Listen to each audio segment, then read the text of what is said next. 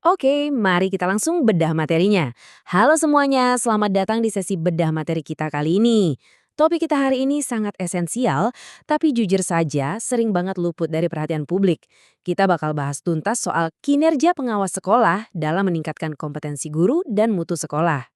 Pernah nggak sih Anda berpikir siapa sebenarnya pahlawan tanpa tanda jasa di balik layar kesuksesan sebuah sekolah? Coba bayangkan sebuah tim olahraga yang sukses memenangkan kejuaraan. Kita pasti sering banget memuji para pemain di lapangan, yakni para guru, dan kapten timnya, yaitu kepala sekolah. Tapi siapa pelatih kepala yang diam-diam menyusun strategi, memantau performa, dan memastikan semua anggota tim ini berkembang? Iya, tepat sekali. Itulah peran krusial seorang pengawas sekolah. Biar makin jelas, kita punya peta jalan untuk penjelasan ini. Kita akan melangkah dari mengenal peran pengawas sekolah, lalu membedah tugas akademik dan manajerial mereka, melihat strategi peningkatan kompetensi guru, dampaknya terhadap mutu sekolah, sampai ke realita tantangan dan solusi kinerja. Oke, kita masuk ke bagian pertama, mengenal peran pengawas sekolah. Sebelum kita bicara soal hasil akhir atau deretan piala di sekolah, kita harus paham dulu fondasinya. Kinerja pengawas sekolah itu intinya adalah hasil kerja nyata mereka dalam menjalankan tugas pokok, fungsi, dan tanggung jawabnya. Nah, yang perlu banget ditekankan di sini, kinerja mereka itu bukan sekedar ngurusin tumpukan kertas laporan. Sama sekali bukan. Ini soal aksi nyata di lapangan. Gimana mereka secara aktif melatih para guru dan kepala sekolah supaya bisa benar-benar sukses. Lanjut ke bagian kedua, tugas akademik dan manajerial. Nah, apa yang benar-benar menarik di sini adalah melihat bagaimana pekerjaan seorang pengawas ini terbagi jadi dua area taktis utama. Ibarat pelatih tadi kan, di satu sisi ada supervisi akademik. Fokusnya ini langsung menembus ke ruang kelas, membantu guru, mengobservasi cara mengajar, dan meningkatkan kualitas belajar anak-anak kita. Terus di sisi sebelahnya ada supervisi manajerial. Ini sasarannya adalah tulang punggung administratif sekolah, membina kepala sekolah, mengawasi tata kelola, sampai administrasi yang transparan. Dua hal ini wajib berjalan beriringan. Kita masuk ke bagian ketiga, strategi peningkatan kompetensi guru. Di lapangan, pengawas ini ibarat punya 4 peran yang sangat dinamis untuk para pendidik di garis depan. Pertama, sebagai pembina profesional, mereka membuat workshop atau pelatihan. Kedua, sebagai supervisor, mereka turun langsung melakukan observasi kelas dan memberikan umpan balik. Ketiga, sebagai motivator. Ini penting banget buat memberi dukungan moral biar guru makin percaya diri. Dan keempat, sebagai konsultan, di mana mereka ikut memikirkan solusi kalau ada masalah real di sekolah. Memainkan keempat peran ini secara komprehensif adalah kunci absolut untuk membangun kapabilitas guru.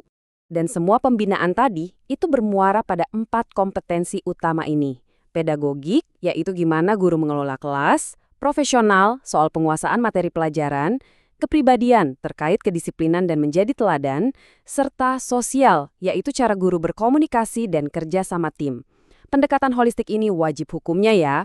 Kenapa? Karena guru yang unggul di 4 area ini pastinya bakal mencetak siswa-siswa yang luar biasa berprestasi juga. Sekarang, kita bergeser ke tingkat makro di bagian keempat.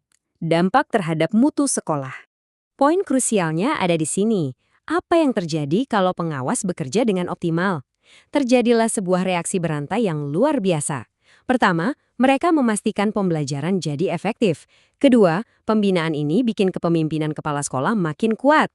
Ketiga, otomatis tercipta budaya mutu yang bagus di sekolah itu. Keempat, standar nasional pendidikan pasti terpenuhi. Dan pada akhirnya, ini semua terakumulasi dan mendongkrak prestasi sekolah secara keseluruhan. Pembinaan yang konsisten itu secara langsung mengangkat kualitas sekolah. Terakhir, kita sampai di bagian kelima, tantangan dan solusi kinerja. Menjadi pelatih pendidikan itu tuntutannya sangat berat. Kita harus realistis melihat gesekan di lapangan. Di satu sisi, ada faktor pendukung yang ideal seperti kompetensi pengawas yang mumpuni, dukungan dari pihak sekolah, dan fasilitas yang memadai. Tapi secara netral, kita juga harus melihat realita faktor penghambatnya. Sering banget jumlah sekolah binaan itu terlalu banyak untuk satu orang pengawas. Belum lagi keterbatasan waktu, minimnya fasilitas, atau bahkan kurangnya pelatihan buat pengawas itu sendiri. Ini adalah beban berat yang sangat nyata di dunia pendidikan kita. Tapi jangan khawatir, selalu ada solusi yang bisa diambil. Berdasarkan data, kita bisa melakukan langkah nyata. Mulai dari rutin mengadakan pelatihan buat pengawas, meningkatkan skill teknologi informasi mereka biar kerja lebih efisien, sampai memperkuat kerjasama dan evaluasi rutin. Poin utamanya adalah ini, Berinvestasi pada pelatihan seorang pengawas sekolah, pada hakikatnya adalah investasi untuk memperbaiki seluruh sistem pendidikan kita. Dan ini dengan brilian mengilustrasikan intisari dari seluruh penjelasan kita kali ini. Kalimat ini merangkum semuanya. Pengawas yang kompeten dan berkinerja baik adalah katalisator sejati. Mereka adalah pendorong utama terciptanya pembelajaran yang berkualitas dan pengelolaan yang efektif. Tanpa kehadiran mereka yang optimal, mesin pendidikan kita nggak akan bisa melaju dengan kencang.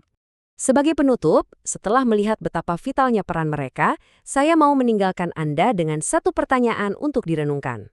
Bagaimana Anda, entah sebagai orang tua, guru, kepala sekolah, atau masyarakat, bisa ikut mendukung ekosistem pengawasan di lingkungan sekolah Anda sendiri? Mari kita mulai lebih menghargai pelatih-pelatih pendidikan kita. Terima kasih sudah menyimak sesi bedah materi ini, dan sampai jumpa di pembahasan menarik kita selanjutnya.